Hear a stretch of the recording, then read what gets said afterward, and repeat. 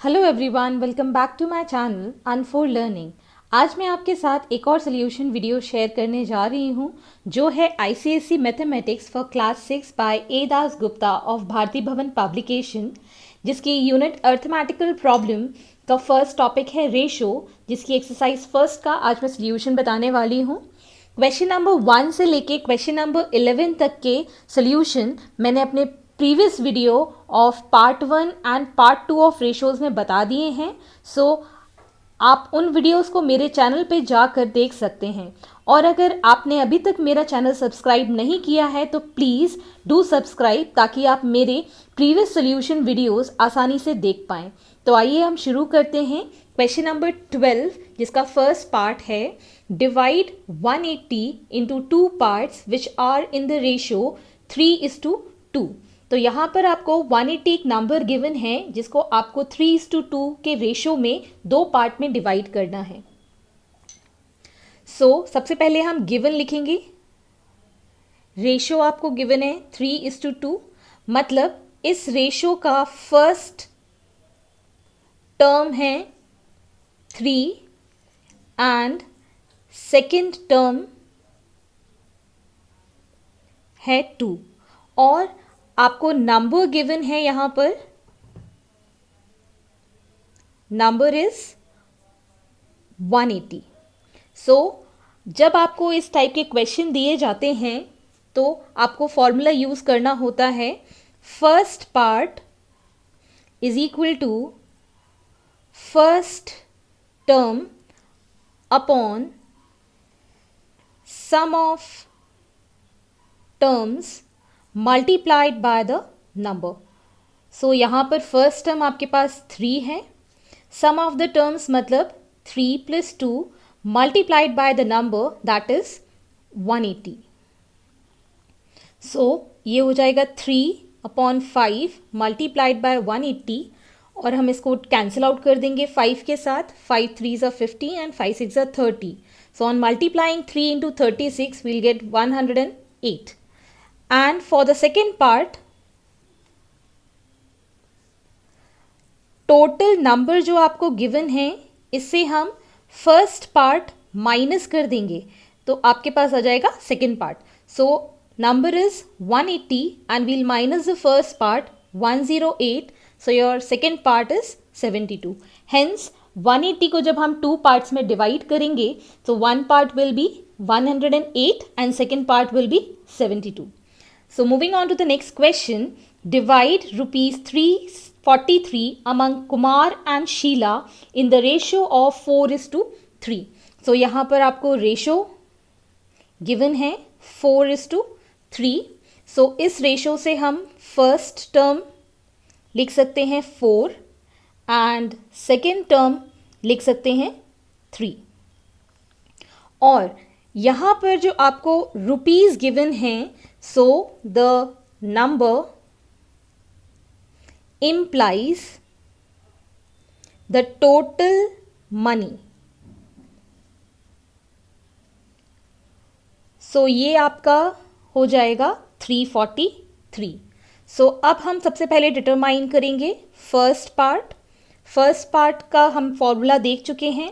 First term divided bye sum of terms multiplied by number।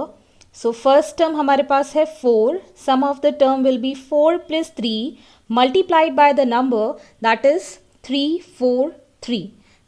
ये आ जाएगा 4/7 multiplied by 343। आपका first part आ जाएगा 196।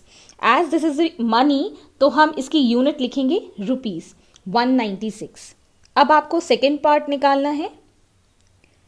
Second part के लिए हमारे पास फॉर्मूला था, जो भी आपका नंबर है उसमें से हम फर्स्ट पार्ट माइनस कर देंगे।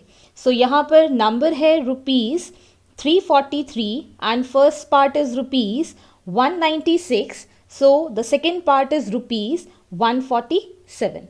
हेंस अगर हमारे पास फर्स्ट कुमार के लिए डिटरमाइन करना है मनी, तो Kumars money will be first part, that is rupees 196, and next दिया है Sheila's share will be rupees 147. Now moving on to question number 13a. A rope of length 3 meter 60 centimeter is cut into two pieces such that the ratio of the lengths of pieces is 7:5. Find the length of larger piece. तो इसको भी हम previous वाले question की जैसे ही करेंगे. तो सबसे पहले हम लिखेंगे रेशियो जो कि गिवन है 7:5, जिसमें कि फर्स्ट टर्म आप लिख सकते हैं 7 and second term will be 5. Here the number implies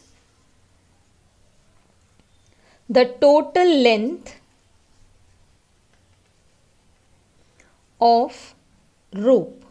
total length of the rope हमको 3 मीटर 60 सेंटीमीटर दिया है, तो मैं इसको टोटल कन्वर्ट कर लूँगी सेंटीमीटर में. सो ये हो जाएगा 360 centimetre. Now writing the formula for the first part.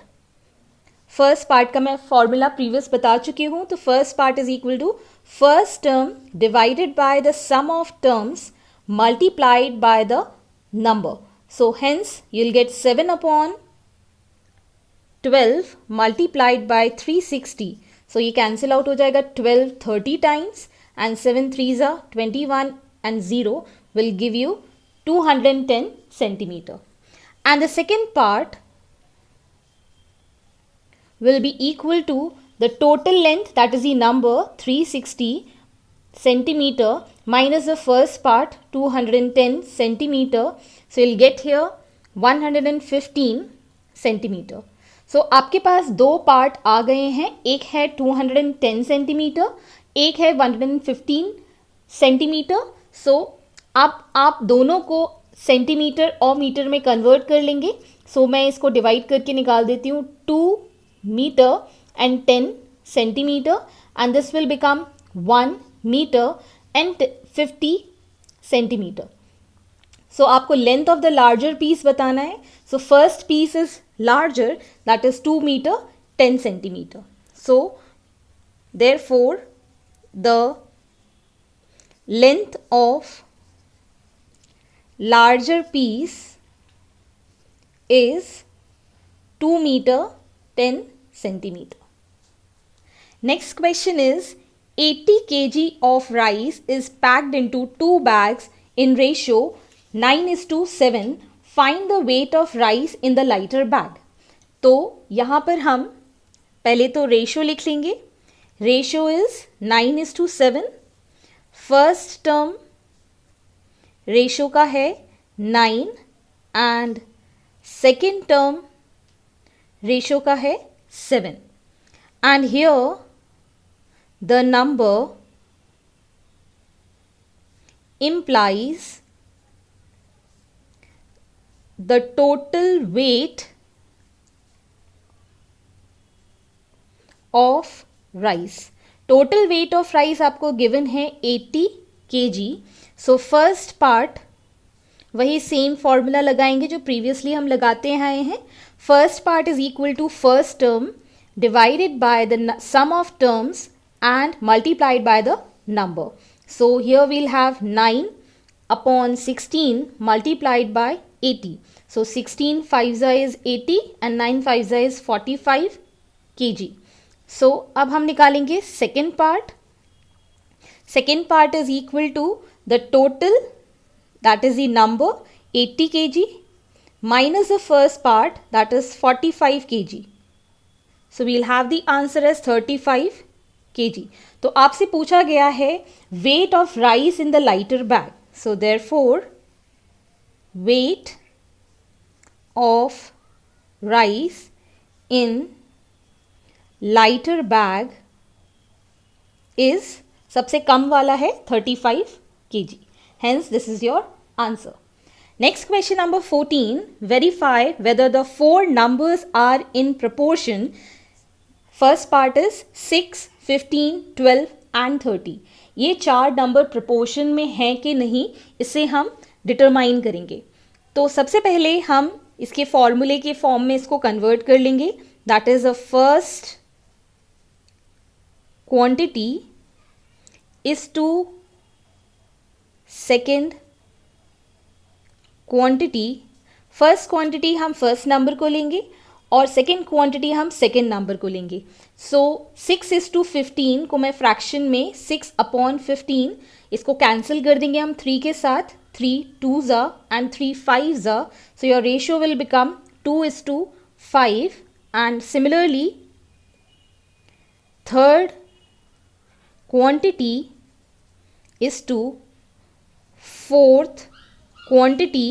जब हम कैलकुलेट करेंगे तो हम इसके थर्ड नंबर दैट इज 12:30 इसमें कैलकुलेट कर देंगे। 12/30 इसको हम 6 से कैंसिल आउट कर सकते हैं। 6 2s and 6 5s, so your ratio become 2:5.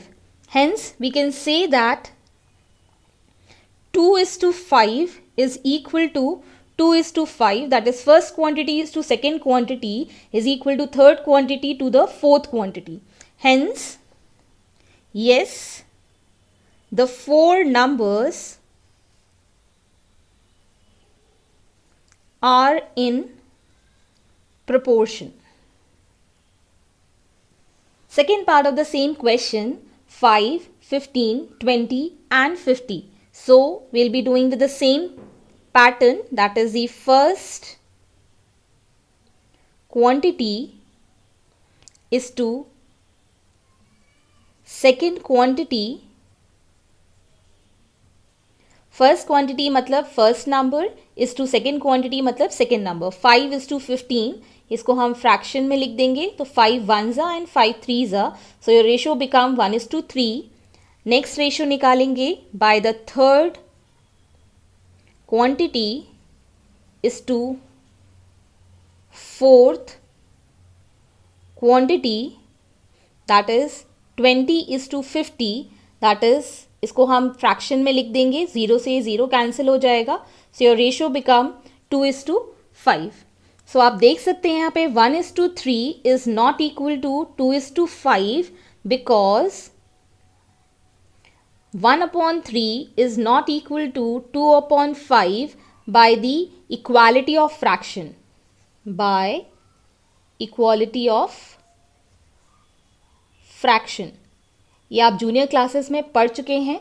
जब न्यूमरेटर इक्वल टू न्यूमरेटर होता है और डिनोमिनेटर इक्वल टू डिनोमिनेटर होता है तब हम इक्वालिटी ऑफ फ्रैक्शन लगाते हैं।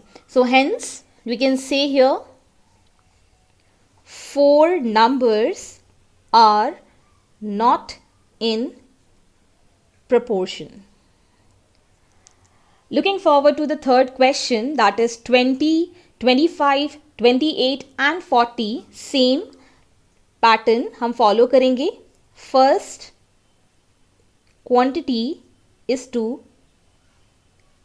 second quantity मतलब first number is to second number, that is 20:25। इसको मैं फ्रैक्शन में लिख लूंगी। सो ये 5 से कैंसिल आउट हो जाएगा। 5 4s and 5 5s, so your ratio become 4:5। Similarly third quantity is to fourth quantity, मतलब third number is 28 and fourth number is 40। 28 divided by 40 मैंने इसको फ्रैक्शन में लिख दिया है। सो ये कैंसिल आउट हो जाएगा 4 के साथ। 4 7s and 4 10s, so your ratio become 7:10। So we can say here 4:5 is not equal to 7:10। Hence 4 number are not in proportion. Next, moving on to 15th question. In a proportion, 3 of the terms are given. Find the remaining term in each case. तो यहाँ पर आपको first, second and third term are given 12, 14 and 30 respectively. तो जो term missing है वो आपको निकालना है। तो मैं यहाँ पर आपको कुछ एक्सप्लेन करना चाहूँगी। जैसे अगर आपके पास कुछ रेशियो है A is to B equal to x is to y। तो यहाँ पर ये जो नंबर है फर्स्ट नंबर या first term, this is called the extreme term. Similarly this is the fourth term which is also called the extreme term. So ये जो दो नंबर हैं ये आपके एक्सट्रीम नंबर हो गए। Second and third will also called the mean numbers.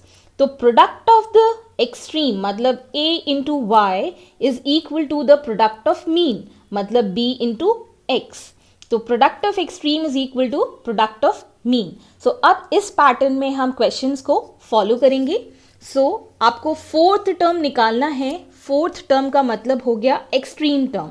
So extreme will be equal to product of mean divided by other extreme.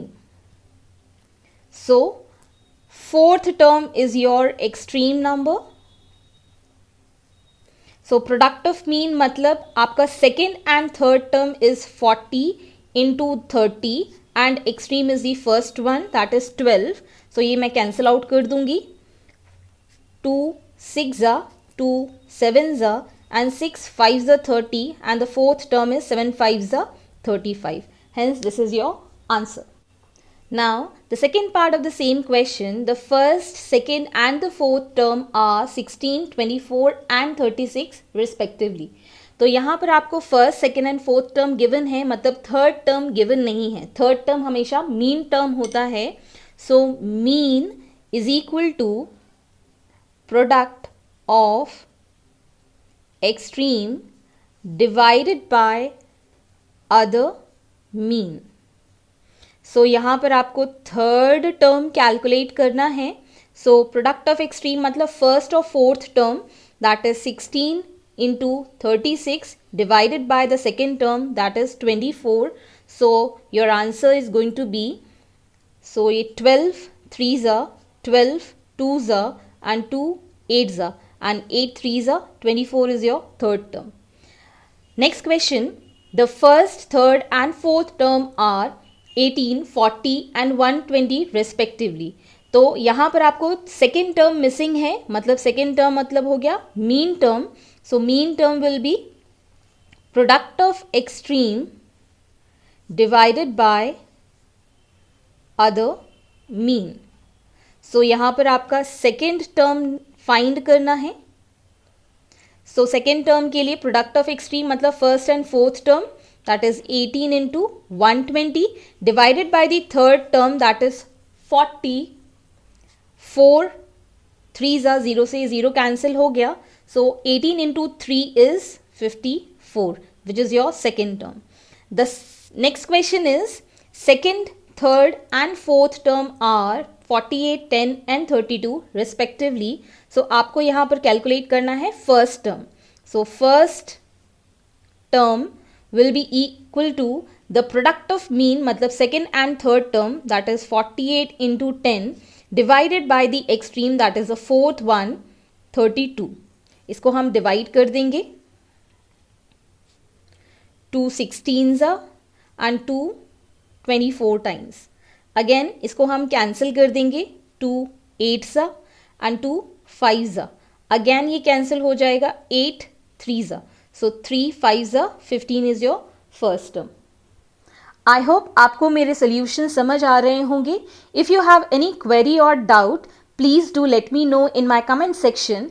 And at last, don't forget to subscribe my channel and do hit the like button and also share my video with your friends and family. Thank you.